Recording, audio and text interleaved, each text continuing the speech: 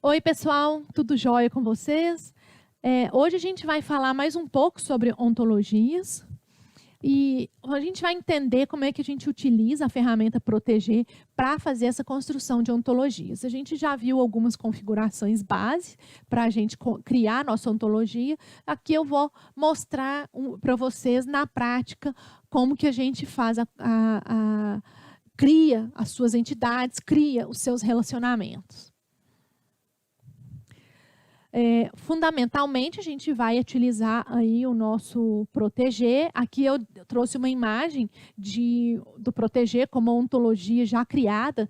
Então, só para a gente ter uma visão, a gente tem ali na primeira coluna uma estrutura como a do Windows Explorer, né, de uma hierarquia de classes, por exemplo. Então, se vocês conseguirem observar, tudo dentro da ontologia começa como uma entidade. Então, qualquer elemento que eu representar, ela é uma entidade. E aí a gente tem aqui o continuante, o ocorrente, processo, objeto. Então, a gente tem aqui essas entidades que eu falei, são todas entidades da ontologia de alto nível que eu importei no início do meu projeto. E a gente pode definir aqui, né, utilizando a opção de objetos, né, de relacionamentos. A gente vai clicar aqui, vai aparecer para a gente uma opção de como que você vai relacionar uma determinada entidade a outra. Então, no meu caso aqui, eu estou falando que a minha entidade Homo sapiens, ela tem uma qualidade, Has quality, que é o genótipo, genotipo sexo, que é o feminino ou masculino. Então, mas todo Homo sapiens ele nasce com essa carga genética de um determinado sexo.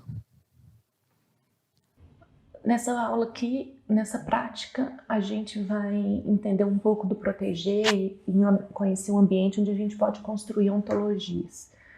Tela inicial do Proteger, eu defini aqui minha URI da ontologia e de versionamento. Aqui na opção de menu Preferences, a gente pode observar que no New Entities, eu defini que a entidade ela vai ter uma URI baseada na minha própria URI da ontologia, seguida pelo cerquilha. O número vai ser autogerado, e aí no caso de ser autogerado, eu defini que vai ser numérico interativo com o prefixo da minha ontologia, que é a ontonil, quantidade de zeros que ele vai colocar após o underscore, e eu vou começar no 60 porque eu já tinha definido algumas classes, então só para a gente entender que ele vai somar de um em um. Quando eu criar a minha nova ontologia, também a URL, a IRI base dela vai ser a ontonil.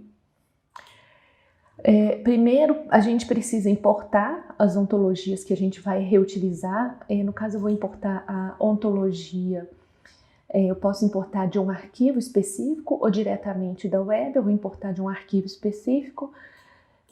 Eu vou selecionar a ontologia de alto nível, que é a minha Basic Formal Ontology. Ele traz para a gente aqui a indicação de que ela foi importada, e aqui ela traz para a gente já as classes, aquele conjunto de 30 e poucas classes lá que ele define genericamente. Mas eu também vou importar outras ontologias. Eu vou importar a ontologia que trabalha junto da BFO, que são só relacionamentos, que é a RO, de Relationship Ontology. Eu vou importar todas as outras que eu tenho na minha pasta, elas já são ontologias A FMA é a ontologia que define a anatomia humana. A OB ela define algumas entidades relacionadas à pesquisa na área de biologia. A OGMS é uma ontologia de diagnósticos e tratamentos.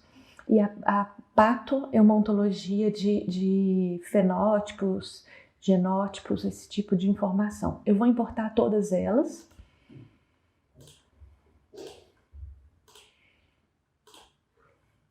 Só para a gente observar, à medida que a gente importa essas ontologias,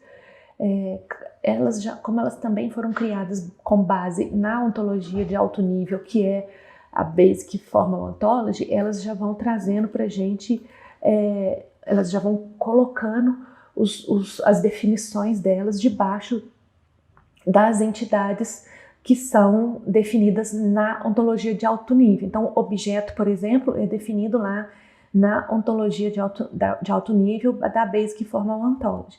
Mas órgão é um tipo de objeto. Então, ela é uma subclasse de objeto. Então, à medida que você importa, ele já vai posicionando cada uma na sua classe superior correspondente.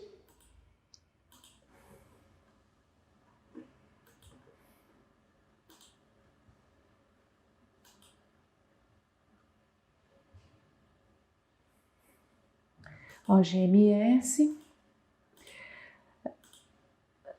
Qual que é a vantagem da gente importar elas de um repositório fixo e não importar da internet? Porque a versão que fica lá na internet é a versão mais atualizada. E às vezes você constrói com base em uma versão, e quando ela é atualizada na base lá na internet, ela pode não ficar compatível com a sua ontologia. Então, é bom que quando você reutilize uma ontologia, você participar da lista de discussão da ontologia, porque aí você vai ficar sabendo quando ela tiver alguma alteração. Eu vou criar aqui minhas classes específicas que vão ser criadas na minha ontologia de domínio. Então, por exemplo, eu abri aqui uma classe que chama Homo sapiens, e no caso de tratamento médico, principalmente obstétrico, pode ser que seja interessante vocês, por exemplo, trabalharem aí sabendo se esse Homo sapiens tem um genótipo masculino ou feminino, por exemplo. Então eu vou criar uma subclasse. Então eu posso adicionar uma subclasse, eu vou chamar de mulher. Pode ser, no caso, eu vou deixar em português, mas a gente pode deixar em inglês também. Ele automaticamente pega aquelas definições que eu fiz, a URI, que já colocou o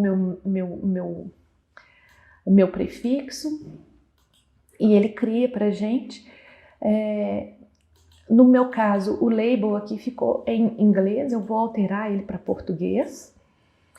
E você poderia também criar o label em a mesma propriedade label, também você poderia criar ela em inglês.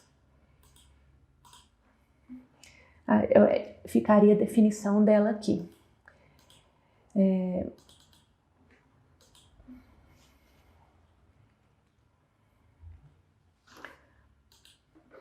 E aí vai ser o termo que vai ser utilizado aqui.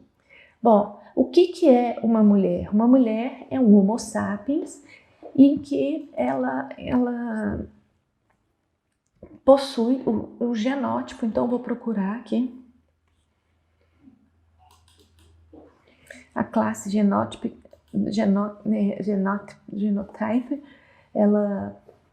Eu posso falar que todo Homo sapiens, eu vou adicionar uma propriedade, né, indicando que eu tenho aqui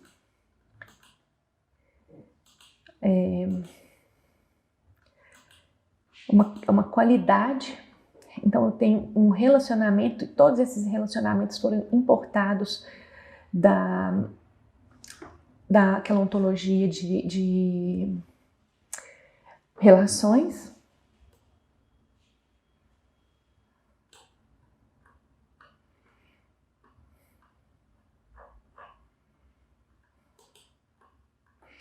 Então, eu posso falar que o Homo sapiens tem uma qualidade, e essa qualidade é um genótipo.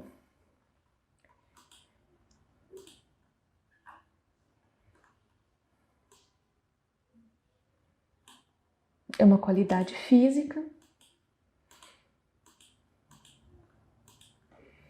Então, isso aqui seria o que a gente chama de axiomas na nossa ontologia. Quando eu venho em mulher, ela herda essa qualidade, mas aqui a gente poderia, inclusive, incluir a nova qualidade, que ela não só tem uma qualidade que é um genótipo, mas como ela tem o fato de ser mulher, ela tem o genótipo feminino. Aqui a gente define a cardinalidade das relações. Posso pôr exatamente quer dizer, não é opcional, somente, o mínimo e o máximo, e exatamente essa. Então, eu vou pôr exato. Então, aqui a gente começa a trabalhar aí com... Então, se a pessoa, né, a mulher, o Homo sapiens tem exatamente um fenótipo. Então, a gente começa a trabalhar com isso. Se a gente quiser uma visualização gráfica aqui, ó, você pode ir clicando. Eu vim aqui no Ontograph e ele traz aquela ideia das triplas para a gente.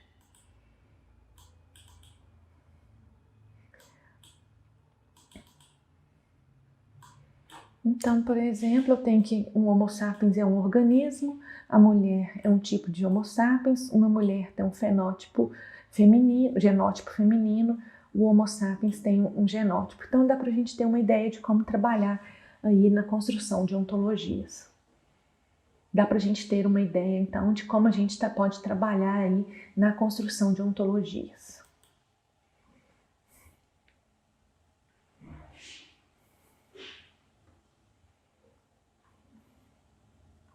Legal.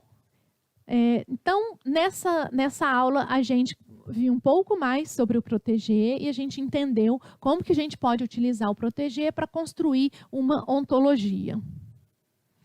Na nossa próxima aula, a gente vai compreender o que vem a ser o web mining e os tipos de mineração de dados que a gente possui dentro da web. Então, a gente fala em web mining falando de mineração de dados da web. O que é isso? Como que a gente desenvolve isso? Bom, até lá!